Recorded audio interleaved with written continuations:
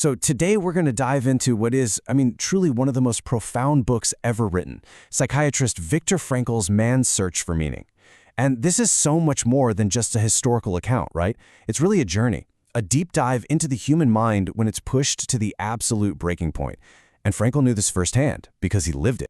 And this right here, this was the question at the heart of it all for him. You see, he wasn't trying to write another account of the big, well-documented horrors. We know about those. Instead, he wanted to explore what he called the multitude of small torments, the day-to-day grind, the internal battle, the psychological war that every single prisoner had to fight just to survive. All right, so to really get our heads around this, we're going to follow the framework that Frankl himself laid out. He noticed that pretty much every prisoner went through 3 clear psychological phases.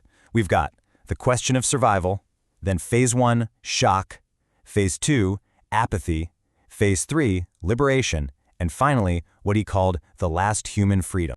So here's the thing. Frankl realized that what was happening to the prisoners' minds, it wasn't just chaos. It wasn't random.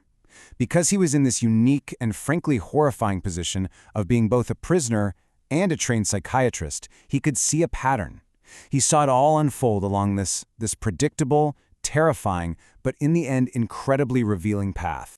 So yeah, these 3 phases, shock, apathy, and liberation, they're going to be our roadmap for this whole explainer. And they really map out this incredible mental transformation, right? You go from total disbelief and horror to this state of emotional death, and then finally to the surprisingly complicated and tough journey back to a normal life. Okay, let's dive into phase 1, shock. And you got to imagine this, right? It all starts the second those train doors slide open at a place like Auschwitz. The defining feeling? Just profound disbelief. It's that moment where a prisoner's entire world, everything they knew, is just violently ripped away from them. And Frankl has this fascinating name for what happens next, the delusion of reprieve. Think about it. Even though they knew the name Auschwitz, knew what it meant, the new arrivals would just grasp at any tiny shred of hope. They'd see a few prisoners who looked kind of healthy, not knowing, of course, that these were the exceptions, and they'd think, you know what, maybe it won't be so bad. It's like the human mind just puts up a shield because it literally cannot process the horror that's right in front of it. But that delusion, it gets shattered and fast by what Frankl calls the finger game. Picture this, a high-ranking SS officer just standing there casually pointing, left or right. That's it. Point to the right, you get to work. Point to the left, well, they'd find out later that meant the gas chambers. In one single, almost lazy gesture, a life-or-death verdict was passed on every single person. For Frankl himself, the moment that really ended this phase, it was deeply personal. He was trying, desperately, to save his manuscript. This was his life's work. He's pleading with a longtime prisoner, explaining how important it is. And the response he got back, well, it was a brutal, one-word lesson about the new world he was in. That single word, that's all he got. And Frankl said, in that instant, he just saw the plain truth. His entire former life, gone. He had to just strike it out. It didn't exist anymore.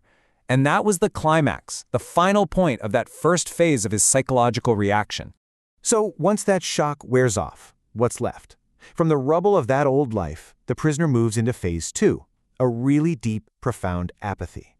To deal with the horror of every single day, every single hour, the mind basically had to build a fortress, an emotional shell. And this is so important. It wasn't weakness. It was a radical, totally necessary survival mechanism.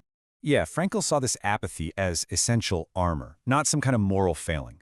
It was like an emotional death, and it's what allowed a prisoner to watch someone get beaten horribly, or to handle a dead body and not completely fall apart. Feelings like disgust, horror, pity, those became luxuries they absolutely could not afford anymore. But here's the thing, and honestly, this is one of the most incredible parts of the whole book. Behind that apathetic, blank exterior, something amazing was happening. Frankl found that a person could retreat. They could go inward into this incredibly rich inner life, this place of spiritual freedom. He talks about marching for miles in the freezing cold, his feet are a mess, but in his mind he's having these vivid, detailed conversations with his wife. He'd hold on to her image so tightly that he could actually feel her there with him. And in the middle of all that desolation, that love gave him moments of real, actual bliss. It's just, wow. So, survival, we realized, wasn't just about getting enough bread.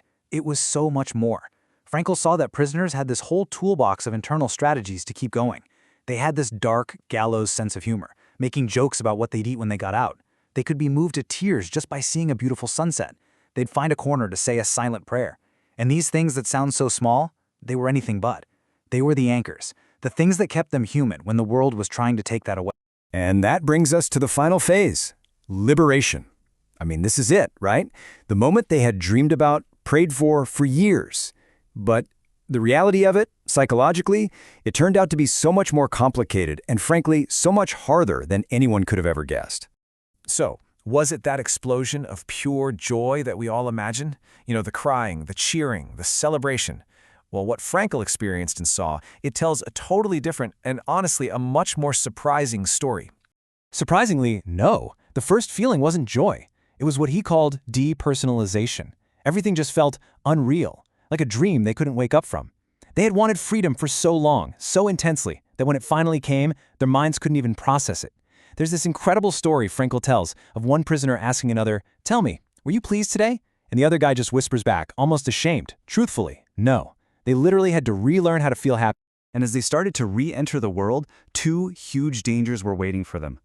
The first was bitterness. Bitterness towards a world that just didn't get it, that would say things like, "Oh, we suffered too."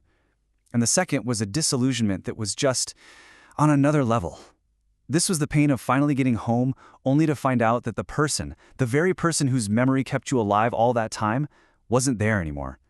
That's when they learned the terrible lesson that suffering truly has no limit. So after all of this, after all that suffering, what's the takeaway? What's the ultimate lesson here? Well, this is where we get to the absolute heart of Frankl's entire philosophy. It's this powerful, powerful discovery about meaning and freedom that was literally forged in the fires of hell. And this is it. This is the core message.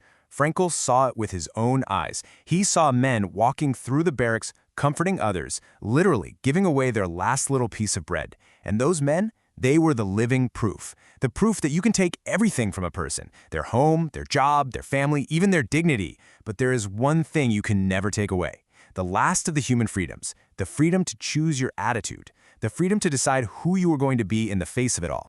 And this realization led him to this massive shift in how he saw everything. He concluded that the search for meaning, it's not about asking life, "Hey, what do I get out of this?"